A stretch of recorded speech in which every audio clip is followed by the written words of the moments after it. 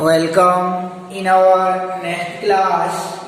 इसके पहले क्लास में आपको बताया गया था कि विभिन्न प्रकार का अम्ल क्षार सिद्धांत, जिनमें से पहला बताया गया था का आर्नियस का अम्ल व क्षार सिद्धांत कि जो जलीय विलयन में हाइड्रोजन आयन देते हैं अम्ल व जो जलीय विलयन में हाइड्रोक्सिल आयन देते हैं क्षार कहलाते हैं। उसी उपरांत देखे थे हम लोग कि ब्राटनरी सिद्धांत कि जो प्रोटॉन देते हैं अम्ल और जो प्रोटॉन ग्रहण करते हैं वो क्षार कहलाते हैं। कोई रासायनिक अभिक्रिया होती रहती है, जैसे ऐसा का NH3 प्लस HCl टेस्ट टू ये एथन है, इसके साथ जुड़ जाता है NH4 प्लस हो जाता है और Cl माइनस हो जाता है, NH4 प्लस और Cl माइनस हो जाता है। तो इस समय ये NH3 प्रोटॉन को त्यागता है, इसलिए क्षार कहलाता है। HCl प्रोटॉन NH3 प्रोटॉन ग्रहण करता है, इसलिए क्षार कहलाता है। HCl प्रोटॉन देता है, इसलिए यह अम्ल हो जाता है, HCl अम्ल हो जाता है और NH3 जो आपका क्षार हो जाता है। तो जो प्रोटॉन देते हैं अम्ल और जो प्रोटॉन ग्रहण करते हैं क्षार कहलाते हैं। उसके बाद आप देख रहे हैं हमको कि अगला सिद्धांत जो आपका कि संयुग्मी अम्ल और संयुग्मी क्षार, संयुग्मी अम्ल व संयुग्मी क्षार इसे कहा जाता है। संयुग्मी अम्ल व संयुग्मी क्षार किसे कहते हैं? कंजुगेटेड एसिड यानी और कंजुगेटेड बेस इसे कहा जाता है। तो संयुग्मी अम्ल देखते हैं तो इधर जो क्षार रहता है वो प्रोटॉन को ग्रहण कर लिया जाता है, इसलिए उसको क्षार कहा जाता है। तो ये प्रोटॉन ग्रहण करने से इधर जो बन जाता है राइट तरफ जो बनता है, जैसे NH3 से NH4 बना है। अब ये वाला को कहीं अलग ले जाएंगे तो ये प्रोटॉन को दे सकता है, क्योंकि इस पर एक्स्ट्रा H+ आ गया है, प्रोटॉन आ गया है, तो ये अम्ल के रूप में व्यवहार करता है। ये राइट साइड वाला जो बनता है क्षार द्वारा प्रोटॉन ग्रहण कर लेने से जो उत्पाद बन जाता है ना, वह अब अम्ल के रूप में काम करता है। तो यह अम्ल जो है क्षार से बनता है। इस क्षार का यहाँ बनने वाला अम्ल को संयुग्मी अम्ल कहा जाता है। यानी ये अब अम्लीय व्यवहार करता है, क्योंकि इसके पास H+ है और जिसके पास H+ रहता है वो अम्ल हो जाता है। तो ये अम्ल जो है इस मूल क्षार का संयुग्मी अम्ल कहलाता है, यानी संयुग्मी अम्ल हो जाता है यह।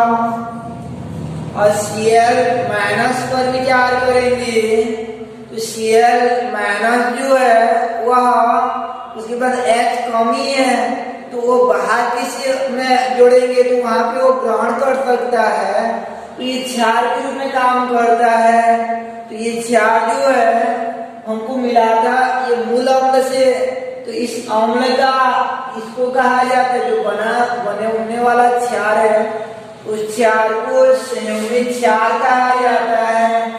इसे संयुग्मी क्षार कहते हैं। तो याद रखिए ना कि मूल वाला क्षार से जो अम्ल बनता है उसे संयुग्मी अम्ल कहते हैं मूल क्षार का। और अम्ल से जो क्षार बनता है, यानी अम्ल से जब प्रोटॉन निकल गया रहता है तो इधर राइट साइड वाले क्षार के रूप में काम करता है, तो उस क्षार को मूल अम्ल का संयुग्मी क्षार कहा जाता है। अब देखते हैं हम लोग डेफिनेशन को। संयुग्मी अम्ल संयुग्मी क्षार को, संयुग्मी अम्ल संयुग्मी क्षार को, तो ये राइट साइड वाला थोड़ा कैसे जानेंगे कौन किसको संयुग्मी अम्ल और संयुग्मी क्षार कहेंगे, तो हमेशा याद रखे रहना था को अम्ल और विलायन को क्षार कहा जाता है। तो ये दोनों को संयुग्मी अम्ल कहेंगे और ये तो संयुग्मी क्षार का आ जाता है, क्योंकि संयुग्मी क्यों जोड़ते हैं, क्योंकि मूल से प्राप्त हुए रहते हैं। तो इस प्रकार से इनका आगे डेफिनेशन देखते हैं हम लोग कि संयुग्मी अम्ल और संयुग्मी क्षार क्या हो जाएगा। तो पहले संयुग्मी अम्ल का परिभाषा को देखेंगे, यानी संयुग्मी अम्ल का परिभाषा को देखेंगे। तो संयुग्मी अम्ल, ये संयुग्मी अम्ल का डेफिनेशन को देखेंगे इसका।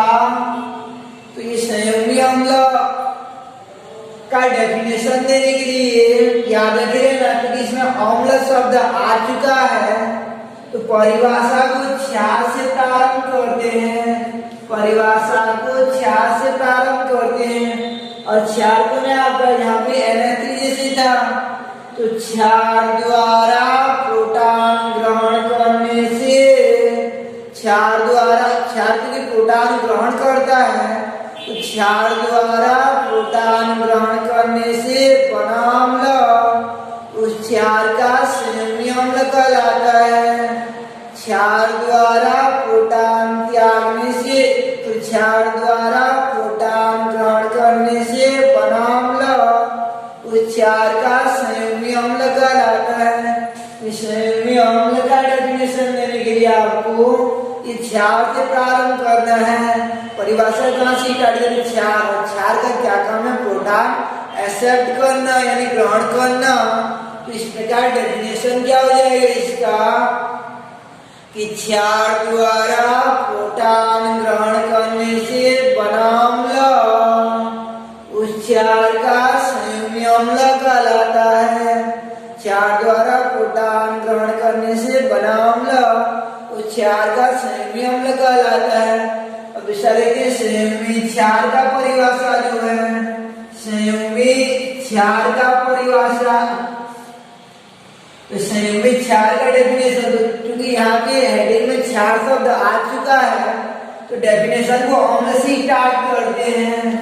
तो ये अम्ल से प्रारंभ करेंगे, और अम्ल क्या करता है आपका, प्रोटॉन त्यागता है। तो अम्ल द्वारा प्रोटॉन त्यागने से, यानी अम्ल द्वारा प्रोटॉन त्यागने से बना क्षार उस अम्ल का संयुग्मी क्षार कहलाता है। अम्ल द्वारा प्रोटॉन त्यागने से बना क्षार उस अम्ल का संयुग्मी क्षार कहलाता है। अम्ल द्वारा प्रोटॉन त्यागने से बना क्षार उस अम्ल का संयुग्मी क्षार कहलाता है। तो संयुग्मी क्षार का डेफिनेशन देने के लिए अम्ल का, यानी अम्ल से डेफिनेशन को स्टार्ट करते हैं। तो ये था संयुग्मी अम्ल, संयुग्मी क्षार का अवधारणा। तो संयुग्मी अम्ल किसे कहते हैं, संयुग्मी अम्ल में जो था आपका क्षार द्वारा प्रोटॉन ग्रहण करने से बना अम्ल उस अम्ल का, उस क्षार का संयुग्मी अम्ल हो जाता है। तो इस प्रकार से आपका देखिए पहला कि यानी पहला हो जाएगा आपका कि क्षार द्वारा प्रोटॉन ग्रहण करने से, क्षार प्रोटॉन ग्रहण करता है। संयुग्मी अम्ल का परिभाषा दे रहे हैं, तो क्षार से प्रारंभ करेंगे। क्षार द्वारा प्रोटॉन ग्रहण करने से बना अम्ल उस क्षार का संयुग्मी अम्ल कहलाता है।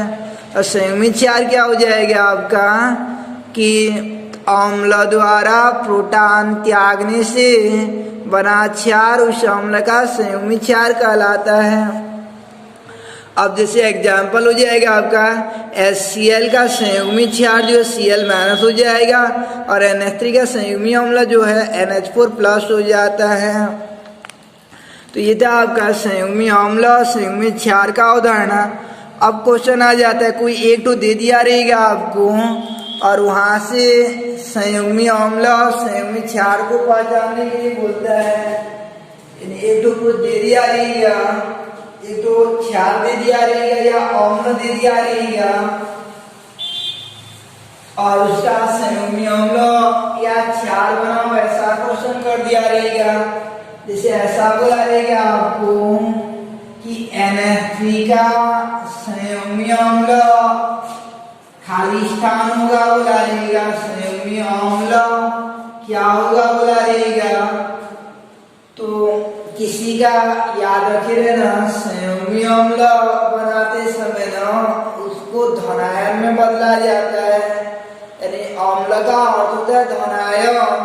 धनायन में कब बदलता है जब इस पर H+ आ जाता है, H+ आ जाता है तब धनायन में बदलता है। इसका संयुग्मी अम्ल पूछा रहेगा तो A2H को बढ़ा देना है और जितना आवेश रहेगा उससे एक धनावेश अधिक कर देना है। जैसे NH3 पर कुछ भी नहीं दिख रहा है तो और एक जो H+ आया है उसका धनावेश को यहाँ डाल देते हैं।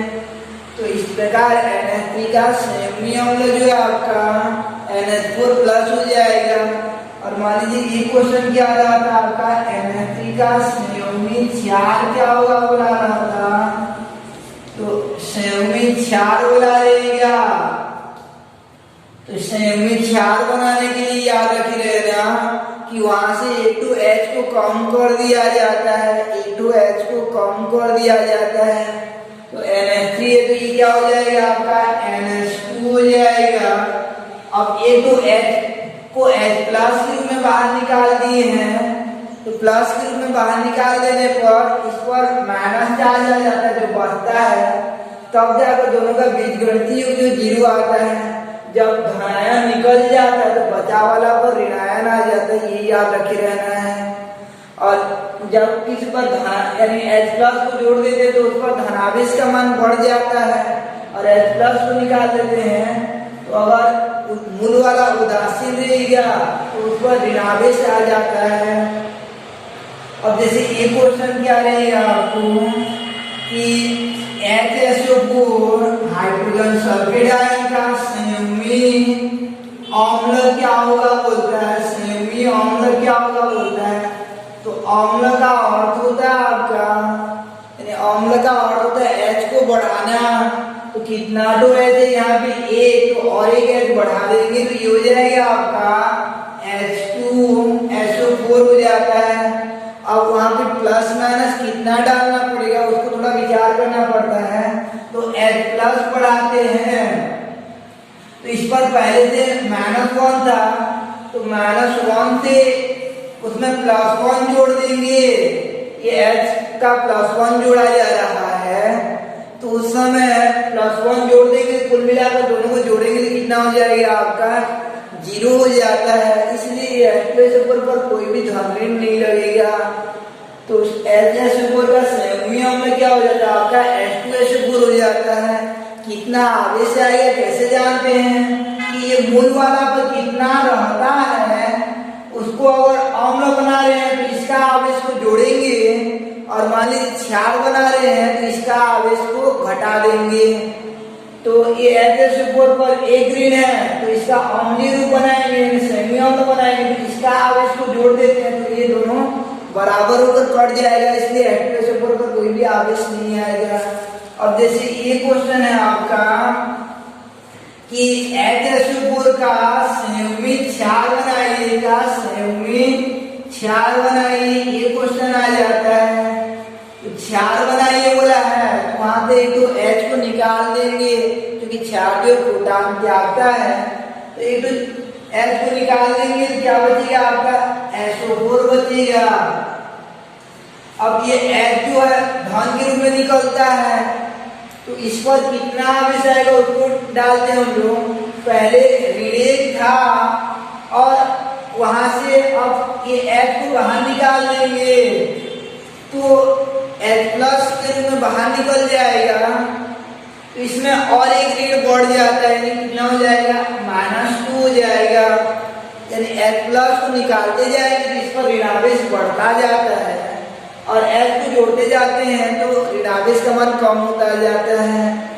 यानी H+ को यहाँ से H+ को निकाल देंगे, H+ को निकाल देंगे तो इधर जो बचेगा उस पर और एक ऋण बढ़ जाता है। यानी H को निकालते समय ऋण का मान बढ़ता जाता है।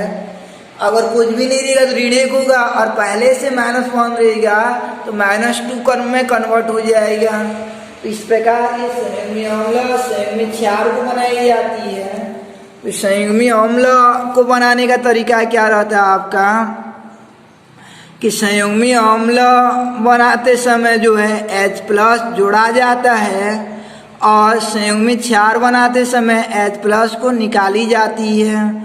और आवेश कैसे डालते हैं, अगर धनायन यानी अम्ल बनाते जाएंगे तो H+ को जोड़ते जाते हैं और बीजगणितीय योग को उनके ऊपर डालते जाते हैं। और मान लीजिए कि आपका संयुग्मी क्षार बनाना रहेगा तो उस समय जो H+ को निकालते जाते हैं और ऋणावेश को बढ़ाते जाते हैं, अर्थात अम्ल बनाते समय धनावेश बढ़ाते जाते हैं और क्षार बनाते समय ऋणावेश के मान को बढ़ाते जाते हैं।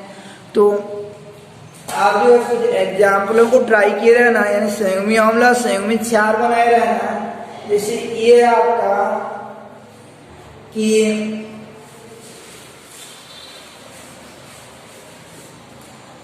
ये HCO3 माइनस चार्ज का संयुग्मी अम्ल संयुग्मी क्षार दोनों बनाना है, ये तो हो गया। दूसरा कि ये H2PO3 इसका संयुग्मी अम्ल संयुग्मी क्षार बनाए रहना है। तीसरा कि HPO4 2- इसका संयुग्मी अम्ल संयुग्मी क्षार बनाए रहना है। और चौथा कि ये H और ये NO3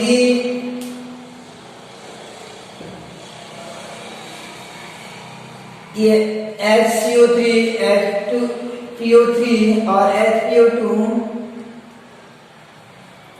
और बनाए रहना आप ये जैसे H2 यानी HSO4 ये सिंगल माइनस इसका संयुग्मी अम्ल संयुग्मी क्षार इनको बनाए रहना।